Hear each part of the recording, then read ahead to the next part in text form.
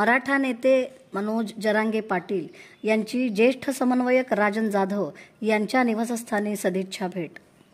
मराठा आरक्षणासाठी संघर्षाची हाक देणारे मनोज जरांगे पाटील बुधवारी सोलापूर दौऱ्यावर असताना ज्येष्ठ मराठा समन्वयक आणि महानगरपालिकेचे माजी परिवहन सभापती राजन जाधव यांच्या निवासस्थानी सदिच्छा भेटीसाठी पोहोचले.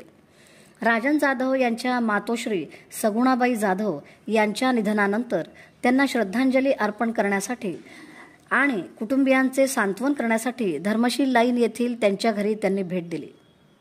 कैलासवासी सगुणाबाईंच्या प्रतिमेस पुष्पहार अर्पण करून मनोज जरांगे पाटील यांनी भावपूर्ण श्रद्धांजली वाहिली. यावेळी त्यांनी जाधव कुटुंबियातील सदस्यांशी संवाद साधत त्यांची आस्थेने विचारपूस केली.